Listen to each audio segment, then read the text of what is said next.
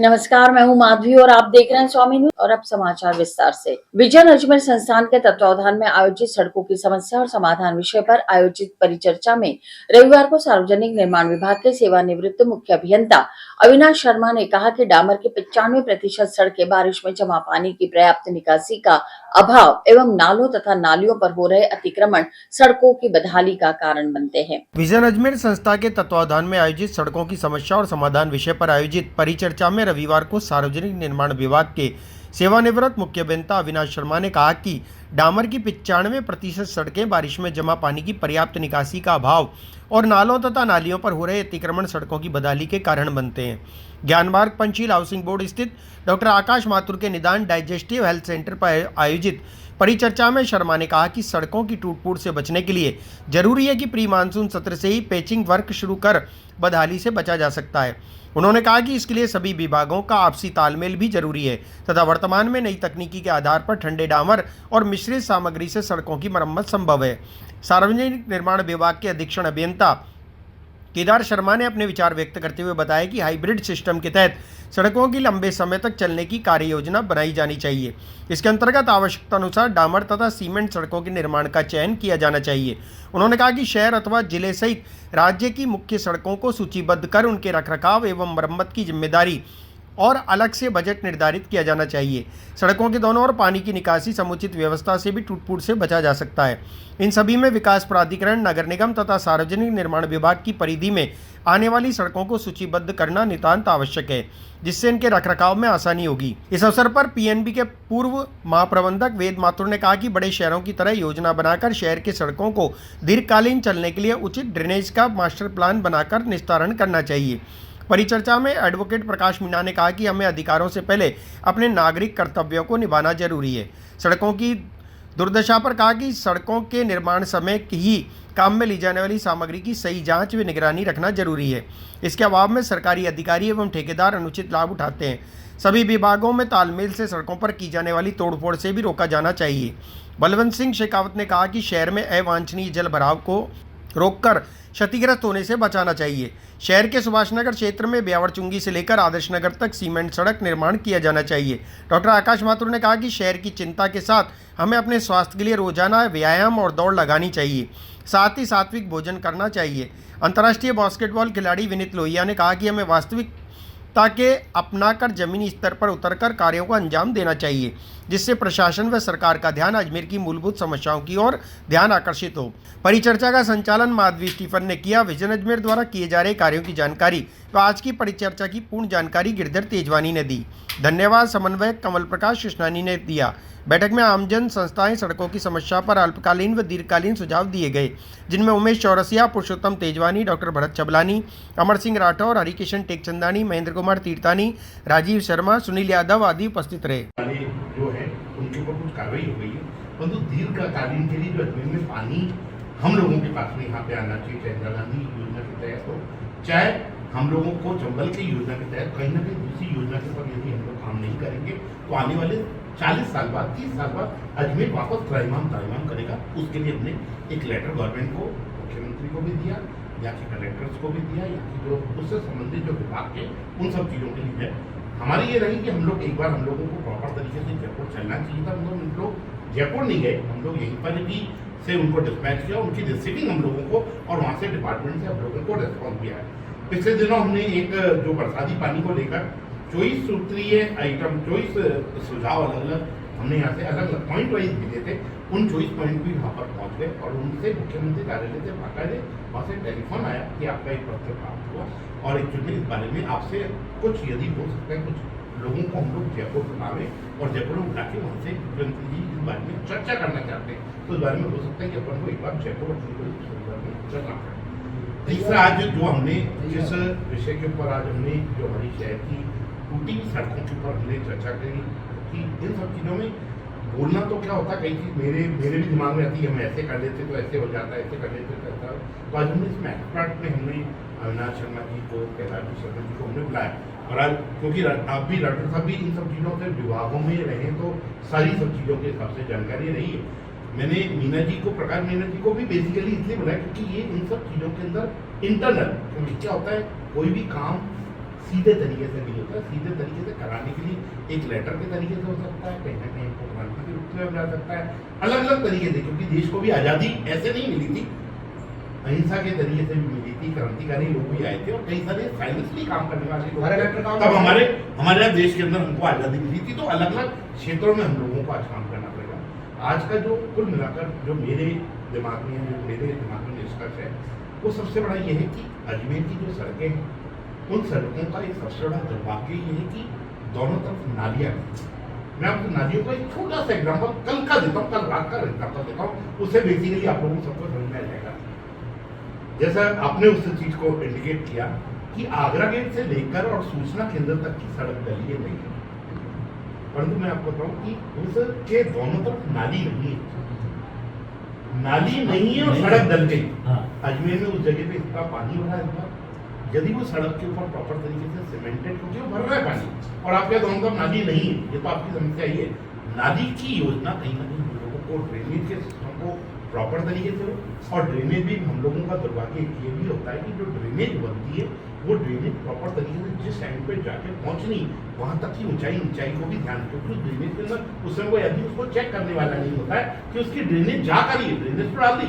अभी कचेरी रोड की ड्रेनेज डल रही, बुरा मत मानना, मैं बहुत स्पष्टता से चीज कह रहा हूँ, कचेरी रोड की ड्रेनेज डल रही है, वो पानी ऊपर से नीचे आता है या नीचे से ऊपर जाता है, इस बारे में किसी को भी प्रॉपर पता नहीं। और वो ड्रेनेज भी डल रही है, इतना करोड़ों रुपए का खर्चा हो रहा है, परंतु ड्रेनेज के सिस्टम को यदि बैठ के भी तय करें सिस्टम को, तो उसमें बहुत बड़ी एक मिस्टेक हो रही है। दुकानदारों के नीचे भी वहाँ पर नीचे नाला है, वो नाला सारा जाम पड़ा हुआ है, उसके ऊपर हम लोग कहीं दूसरी तरफ इनको भी कहीं ना कहीं छोटी छोटी चीज़ों को उनको यदि प्रॉपर तरीके से सफाई का भी अभी हम लोग काम करेंगे तो उन सब चीज़ों का जाएगा। एक तो सड़क का, दूसरा सड़क का सिर्फ सीमेंट के, हम लोग सिर्फ डामर की सड़क से निकल कर हमको थोड़ा बाहर निकलना पड़ेगा, हमको निकलना पड़ेगा कहीं ना कहीं इस सड़क के ऊपर, सीमेंट की सड़क के ऊपर हम लोग को कन्वर्ट करना पड़ेगा। और जैसा कि जो नई सड़क, जो नया टेक्नोलॉजी आई है, जैसे मैंने आपसे भी दोनों से निवेदन किया कि जो नई तकनीकें आई हैं, उन नई तकनीकों से यदि बेस्ट है या नहीं है मुझे नहीं मालूम है, यदि वो बेस्ट है उनको उपयोग करने के अंदर भी सरकार के सिस्टम को आना चाहिए। परंतु आपने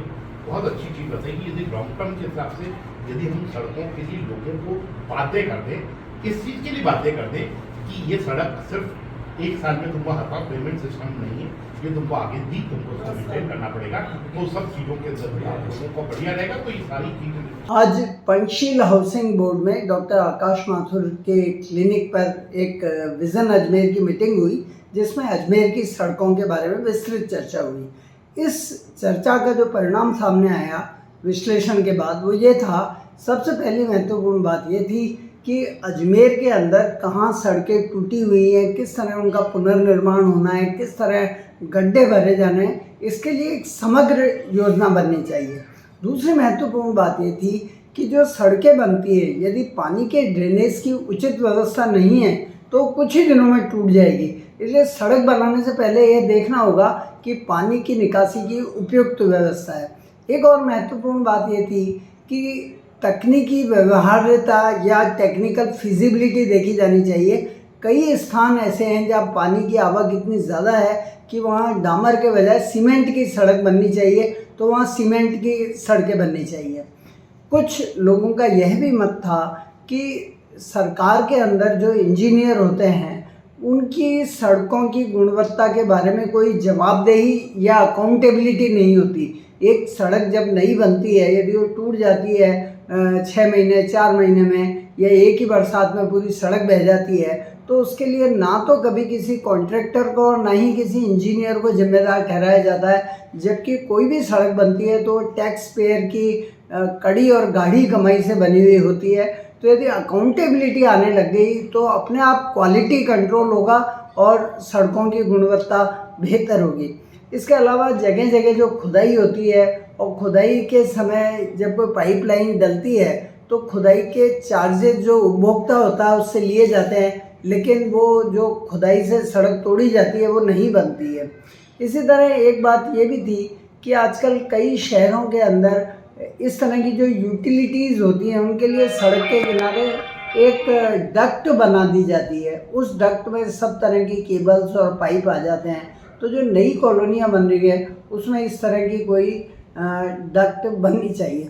एक और सुझाव बहुत अच्छा आया कि जब भी किसी कॉलोनी के अंदर या किसी गली के अंदर सड़क बने तो वहाँ के नागरिकों को उसकी मॉनिटरिंग करनी चाहिए। यदि वो ठीक से उसकी मॉनिटरिंग करेंगे तो ठेकेदार या इंजीनियर के पास ये स्कोप नहीं रहेगा कि वो उसकी गुणवत्ता को डाउन हो जाए कर दें। एक और बहुत ही महत्वपूर्ण और अच्छा सुझाव ये भी आया कि जो सड़कें बनाई जाएं उनमें बनाने वाले ठेकेदार को 10 साल तक का उसका कॉन्ट्रैक्ट दे दिया जाए कि मेंटेनेंस भी वही करेगा, तो उससे अच्छी सड़कें मेंटेन होंगी। जैसी आप राष्ट्रीय राजमार्गों पे देखते हैं कि जो ठेकेदार बनाते हैं उनको 10 साल 5 साल का कॉन्ट्रैक्ट होता है मेंटेनेंस का।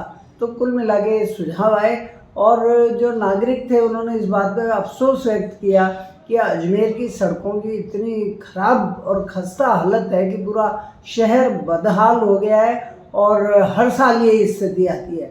इसके लिए ज़रूरी है कि नगर निगम और दूसरी संस्थाएं पानी की निकासी का भी उचित इंतजाम करें ताकि पानी समय पे डिस्पोज हो जाए, सड़कों को डैमेज ना करे।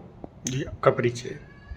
मैं वेद माथुर हूँ, एक जागरूक नागरिक हूँ, लेखक हूँ और पंजाब नेशनल बैंक में मैं जनरल मैनेजर पद से रिटायर हूँ। अजमेर नगर निगम ने आज कचेरी रोड पर स्थित नालों पर बने दुकानों के बाहर फैले अवैध अतिक्रमण को हटाने की कार्रवाई की।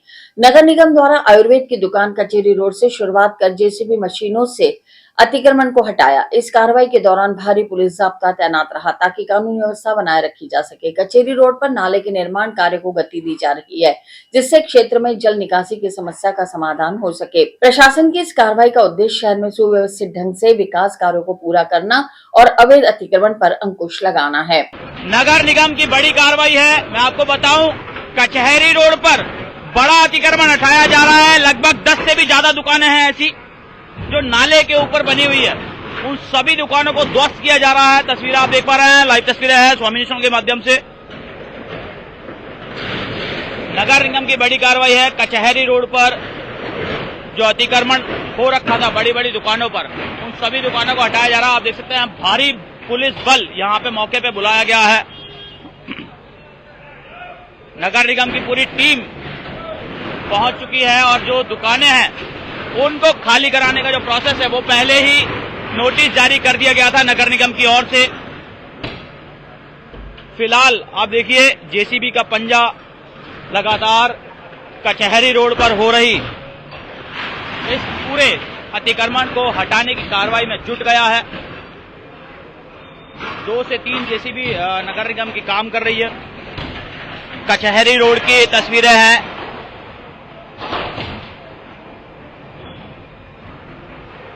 बड़ी कार्रवाई है नगर निगम की। भारी पुलिस बल की तैनातगी यहां पर की गई है।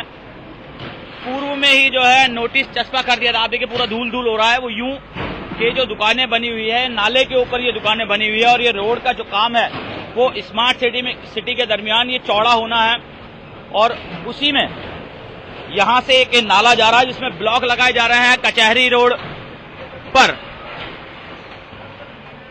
और देखिए ये दुकानें हैं जो पूर्व में ही खाली करवा दी गई थी। नगर निगम के द्वारा नोटिस चस्पा कर दिए थे इन दुकानों पर। और भी देखिए ये नोटिस लगे हुए हैं। अभी भी कोर्ट के आदेशों के जो नोटिस है वो ये नोटिस लगे हुए हैं। तस्वीरें आप देख पा रहे हैं। इन नोटिसों को तस्वीरें दिखा रहा हूं मैं आपको। नगर निगम की बड़ी कार्रवाई है। 10 से भी ज्यादा जो दुकानें यहां बनी हुई थी उन दुकानों को हटाने की कार्रवाई चल रही है। 2 जेसीबी नगर निगम की यहां पर काम कर रही है। नगर निगम के आला अधिकारी जो है वो मौके पे मौजूद हैं। तस्वीर आप देख पा रहे हैं। स्वास्थ्य अधिकारी हो और भारी पुलिस जाब्ता भी है। कोतवाली थाना पुलिस है, कृष्णगंज थाना पुलिस है और साथ ही सिविल लाइंस थाना पुलिस भी मौके पे है। बड़ी कार्रवाई है नगर निगम की और इस कार्रवाई को अंजाम दिया जा रहा है। कचहरी रोड पर जितनी भी दुकानें बनी हुई थी उन दुकानों को हटाया जा रहा है। और आप देखिए ये जो जगह है इस पर बड़े बड़े अक्षरों में लिखा हुआ है। वहां पर उस तरफ वर्धमान निवास और उसके बाहर जो दुकानें बनी थी आयुर्वेदिक दवाइयों की जूतों की, साइकिल की, उन दुकानों के बाहर जो नाले के ऊपर अतिक्रमण हो रखा था, उस नाले के ऊपर के अतिक्रमण को हटाया जा रहा है। आगे की जो दुकानें हैं उनको तोड़ा जा रहा है और बड़ी कार्रवाई है। 10 से भी ज्यादा दुकानें यहां पर नाले पर बनी हुई थी, उन सभी को ध्वस्त किया जा रहा है, हटाया जा रहा है। लाइव और एक्सक्लूसिव तस्वीरें सबसे पहले स्वामी न्यूज की टीम यहां पे पहुंची है और ये कार्रवाई को अंजाम दिया जा रहा है।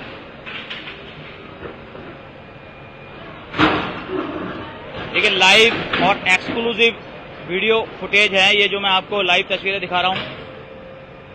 नगर निगम की बड़ी कार्रवाई है जिसको अंजाम दिया जा रहा है। भारी पुलिस बल की तैनाती यहां पर है।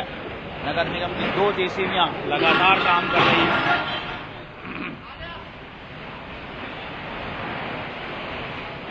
ये जितनी भी आप दुकानें देख रहे हैं बंगाली गली तक, ये सभी दुकानें हटेंगी।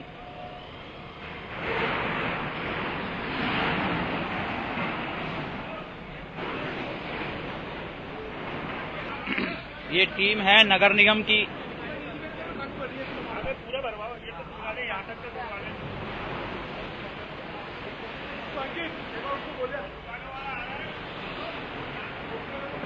और ये देखिए दौलत राम शिव चरण दास खंडेलवाल कालेड़ा वालों के नाम से फेमस है ये दुकान। ये नाला है और इस नाले के ऊपर जो अतिक्रमण हो रखा है उसको हटाया जा रहा है। ऐसी 10 दुकानें से भी ज्यादा, कितनी दुकानें होंगी लगभग 10 से 12 दुकानें ऐसी हैं जिनको हटाया जा रहा है। ये सारी जो दुकानें आप देख रहे हैं इन पर नोटिस चस्पा किया हुआ है। मैं आपको नोटिस बताऊं, ये नोटिस भी चस्पा किया हुआ है और इस नोटिस की पालना करते हुए पहले ही जो है लोगों ने दुकानें खाली कर दी थी, क्योंकि नगर निगम ने पूर्व में ही बता दिया था कि भाई ये नोटिस है और इस नोटिस की पालना नहीं की गई तो बड़ी कार्रवाई को अंजाम दिया जाएगा, भारी नुकसान भी हो सकता है और भारी जो नुकसान अगर हुआ तो उसकी जिम्मेदारी नगर निगम की नहीं होगी। तस्वीरों में आप देखिए पूरा जो जगह है वो जगह बन चुकी है नगर निगम की। बड़ी कार्रवाई है। 10 से भी अधिक जो दुकानें हैं उनको हटाने की कार्रवाई है।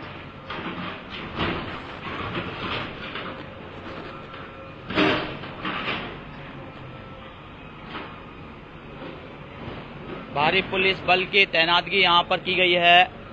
सिविल लाइंस थाना हो, कृष्णगंज थाना पुलिस है और साथ ही कोतवाली थाना पुलिस भी मौके पे मौजूद है। उनके एसएचओ मौके पे मौजूद है और लगातार ये जेसीबी का पंजा चलता ही जा रहा है दुकानें हटवाने के लिए।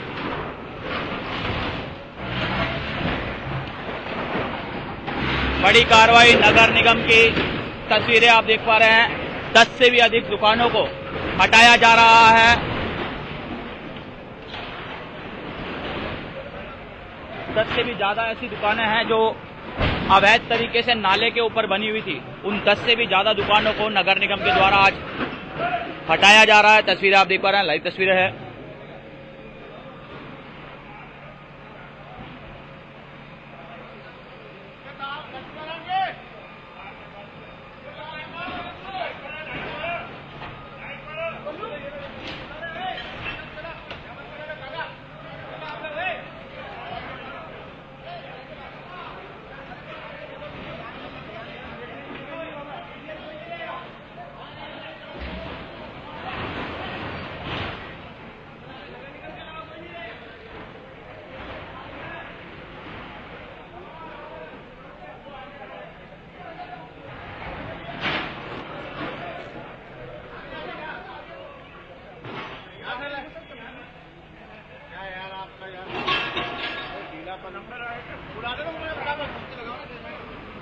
देखिए बड़ी कार्रवाई नगर निगम की नाले पर बनी दुकानों को हटाया जा रहा है। 10 से भी ज्यादा दुकानें हैं।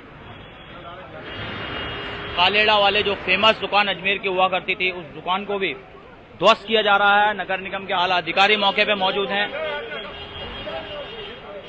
और मैं आपको बताऊं, नाला निर्माण का काम चल रहा है। कचहरी रोड पर ब्लॉक्स लगाए जा रहे हैं बड़े बड़े इस नाले के नीचे।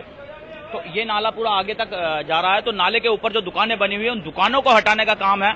बंगाली गली जो है उसके बिल्कुल सट के जितनी भी दुकानें बनी हुई है, आगे तक सारी दुकानों को लगभग यहाँ से 10 से भी अधिक ऐसी दुकानें हैं जो ऊपर बनी हुई थी, नाले के ऊपर अतिक्रमण किया हुआ था, उस अतिक्रमण को हटाया जा रहा है।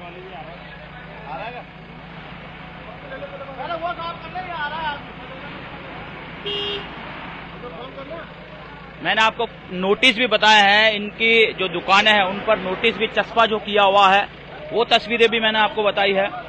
नगर निगम की जो पुलिस है, उसके जो एसएचओ हैं रवीश कुमार सामरिया जी, वो भी मौजूद हैं।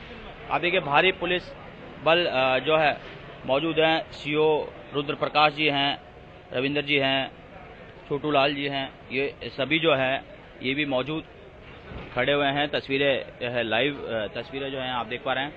पुलिस बल की तैनातगी है और ये पुलिस बल ऐसे ही तैनात रहता है सभी जगह पर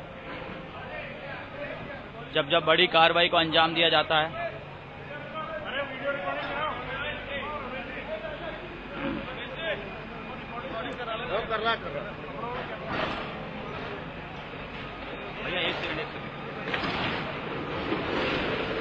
लगातार बार बार कार्रवाई, नगर निगम की बड़ी कार्रवाई, 10 से भी अधिक दुकानों को हटाया जा रहा है अपनी जगह से।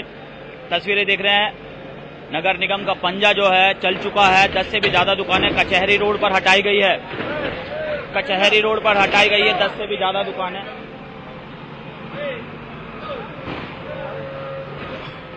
तस्वीरें देखिए आप,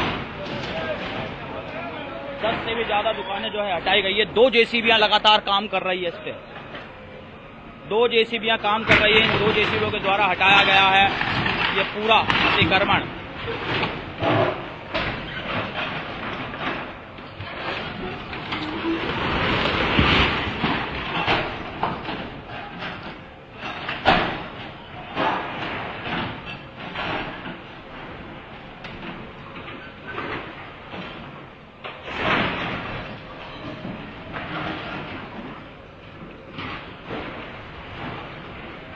रात में क्या और सुबह क्या, आप देखिए पूरा अतिक्रमण हटा दिया गया है। 10 से भी ज्यादा दुकानें ऐसी हैं जो नाले के ऊपर बनी हुई थी, उन सभी दुकानों को हटाया गया है। एक महेश पेठा स्टोर है, उसकी दुकान पर ताले लगे हुए हैं, उसने खाली नहीं करी थी, तो उसकी वीडियो रिकॉर्डिंग नगर निगम के द्वारा वीडियो रिकॉर्डिंग कराई जा रही है। और वीडियो रिकॉर्डिंग के जरिए यहाँ पर ये जो जगह है, इस ताले को खोला जा रहा है।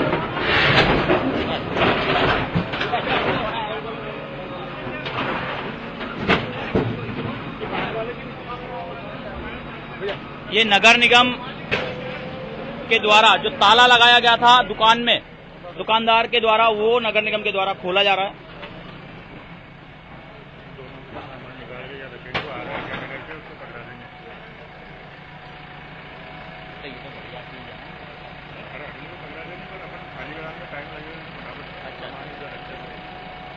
देखिए नोटिस सभी को चस्पा किए गए थे। मैं आपको बताऊं, नोटिस सभी की दुकानों पर लगे हुए हैं और इस नोटिस में लिखा हुआ है अब ये जो दुकान में सामान है वो सामान बाहर निकाल दिया जाएगा, क्योंकि ये जिनकी दुकान है वो पहुंचने वाले हैं अपनी दुकान का सामान लेने के लिए।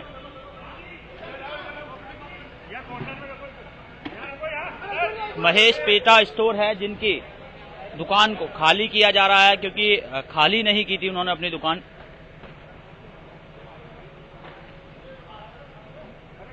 भारी पुलिस बल की तैनातगी आप देखिए कचहरी रोड पर। 3 थानों की पुलिस जो है वो मौके पे है, जिला पुलिस उप अधीक्षक भी मौके पे हैं और नगर निगम के स्वास्थ्य अधिकारी सहित कई अन्य आला अधिकारी है जो नगर निगम के अधिकारी हैं, वो सभी लोग मौके पे पहुंचे हैं। आप देखिए जिन्होंने दुकान खाली नहीं करी थी, उनकी दुकान है, उनका सामान बाहर निकाला जा रहा है, क्योंकि ये जो प्रक्रिया है मैं आपको बताऊं पहले से ही थी और आज नगर निगम के द्वारा 10 से भी अधिक दुकानों को ध्वस्त किया गया है।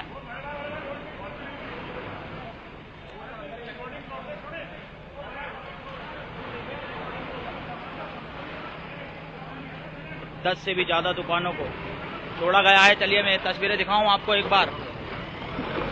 सबसे पहले स्वामी न्यूज़ की टीम यहाँ पहुंची है। पूरी एक्सक्लूसिव सारे जो फुटेज हैं, पूरे एक्सक्लूसिव फुटेज हमने आपको बताए हैं। जितना भी मलबा यहाँ पर पड़ा हुआ है दुकान तोड़ने के बाद का, उस मलबे को हाथों हाथ दूसरी जेसीबी से ट्रक में भरा जा रहा है। पूरा ट्रेलर, बड़ा सारा ट्रेलर नगर निगम का आया हुआ है और ये ट्रेलर जो है पूरा कचरा एक बार में ही अपने लेकर जा रहा है। आप देखिए दूर दूर तक आपको सिर्फ और सिर्फ जो दुकानें हैं वो टूटी हुई नजर आएंगी। 10 से भी ज्यादा ऐसी दुकानें हैं जिनको नगर निगम के द्वारा तोड़ा गया है। बड़ी कार्रवाई है नगर निगम की। 10 से भी ज्यादा दुकानों को तोड़ा गया है। नगर निगम की जो पूरी टीम है वो मौके पे मौजूद है। भारी पुलिस बल तैनात किया गया है। जो गांधी भवन से कचहरी रोड जाने वाला रास्ता है उसको भी आप देखिए बंद किया गया है। वहां से भी किसी प्रकार का कोई वाहन आने जाने नहीं दिया जा रहा है। उस तरफ सारे आला अधिकारी जो नगर निगम के हैं, पुलिस के हैं, उन सभी की गाड़ियां वहां खड़ी हुई है। पुलिस की भारी पुलिस बल की तैनाती यहां पर की गई है। कोतवाली थाना हो, सिविल लाइंस थाना हो और कृष्णगंज थाना हो, जिला पुलिस के उप अधीक्षक रुद्र प्रताप भी खुद मौके पे यहाँ पर पहुंचे हैं और ये पूरी कार्रवाई में संयुक्त कार्रवाई है जिसमें सहयोग जो है सबसे बड़ा सहयोग होता है पुलिस का। अगर किसी भी प्रकार की किसी भी विभाग की अगर कार्रवाई होती है तो सबसे महत्वपूर्ण जो उसमें किसी की भूमिका होती है वो पुलिस की होती है। अगर न पुलिस की भूमिका के बिना ऐसी कार्रवाई को अंजाम देना संभव नहीं हो पाता है, क्योंकि पुलिस ही है जो कोई विरोध करता है तो उसको समझाइश करके या फिर पुलिस बल के द्वारा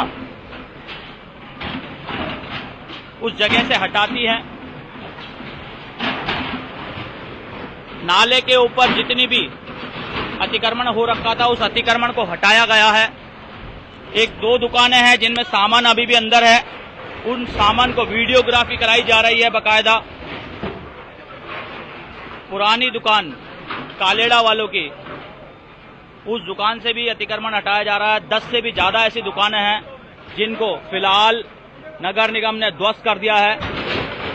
तस्वीरें आप देख पा रहे हैं, लाइव तस्वीरें स्वामी न्यूज चैनल के माध्यम से। कचेरी रोड पर नगर निगम के अतिक्रमण हटाने की कार्रवाई का स्थानीय दुकानदारों ने विरोध किया। सतीश करवा, जिनकी दुकान 1934 से है, का कहना है कि बिना उचित नोटिस दिए 20 फीट अंदर तक तोड़फोड़ की गई। वहीं पूनम चंद 50,000 से अधिक का सामान मलबे में दबकर खराब हो गया। दुकानदारों ने मुआवजे की मांग करते हुए नगर निगम और जनप्रतिनिधियों के खिलाफ विरोध प्रदर्शित किया।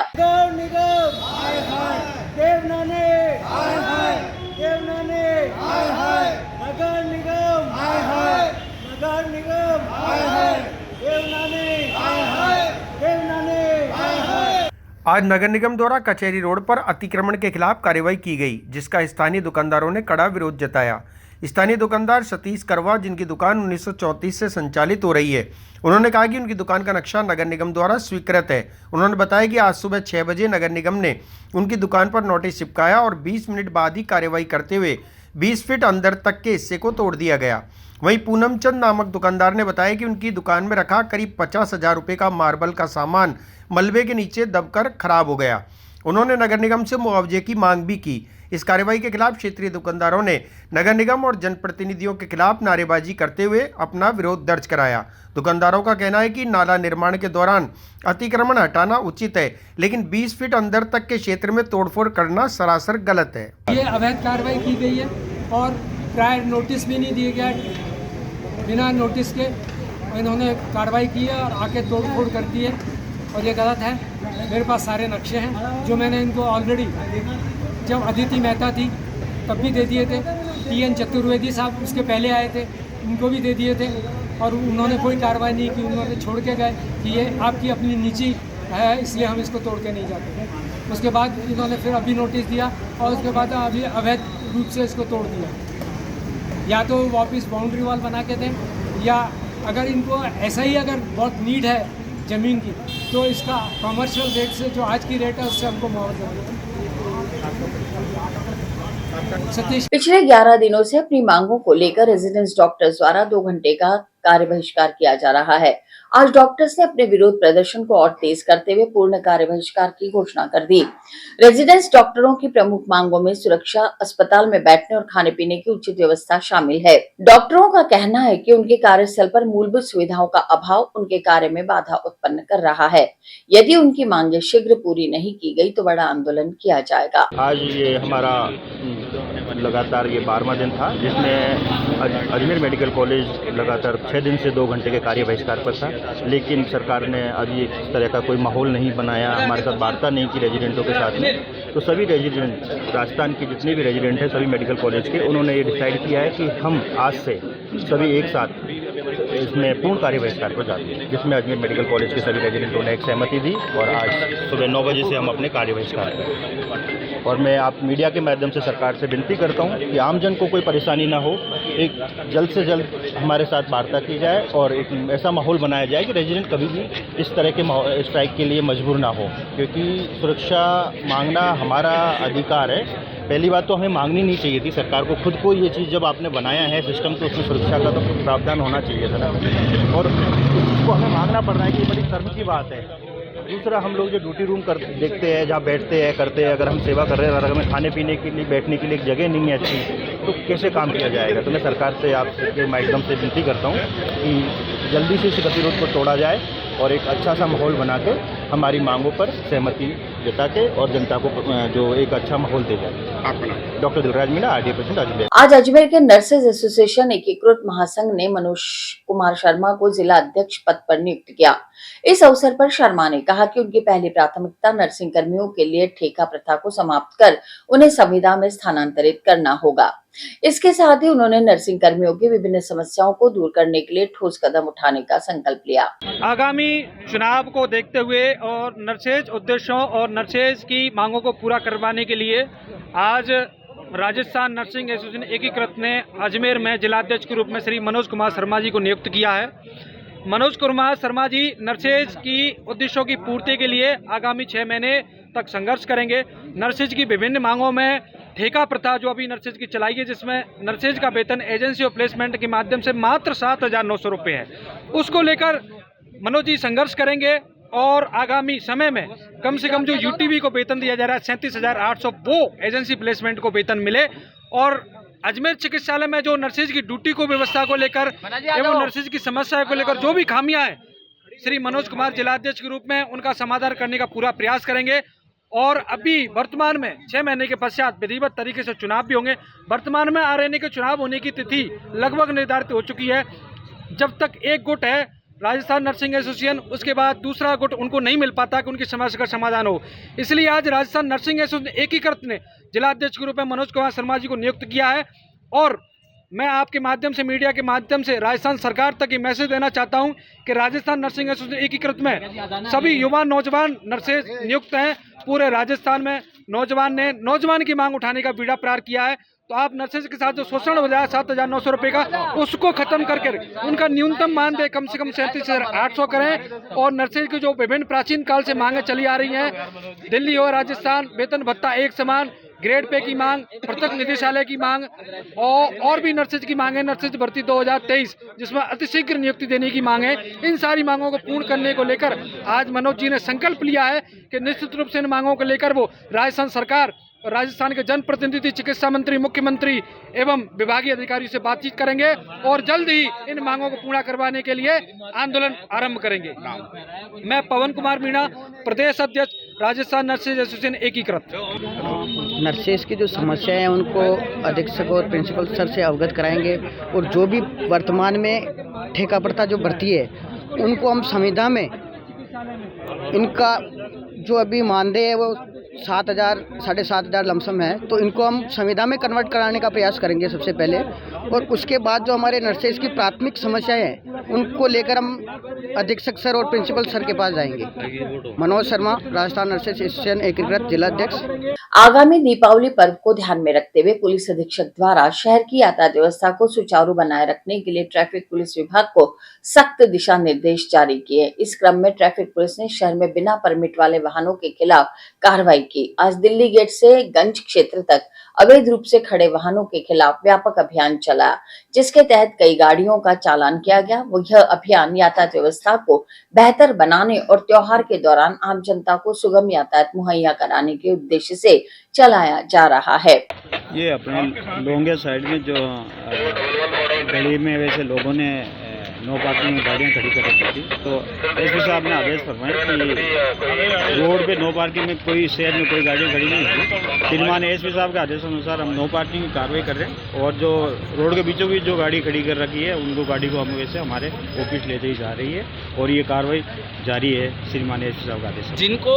जिनके परमिट नहीं क्या उनकी गाड़ियों का क्या? श्रीमान एसपी साहब सख्त नाराज है कि शहर में बिना परमिट के साहब ने कहा कि गाड़ियाँ बिना परमिट की गाड़ियाँ चल रही है, तो जो जिनकी गाड़ियों को परमिट नहीं मिले उन गाड़ियों को जब्त करके और हमारे यातायात ऑफिस की जाए। लगभग अभी कितनी गाड़ियों पर कार्रवाई हुई? अभी तक तो 2-3 गाड़ियों पे हुई है और अभी कार्रवाई जारी है और श्रीमान के आदेश अनुसार कार्रवाई जारी है। अमर शहीद संत कंवर राम साहेब का 84वां वर्षीय उत्सव 22 अक्टूबर से 24 अक्टूबर तक 3 दिवस के लिए मनाया जाएगा।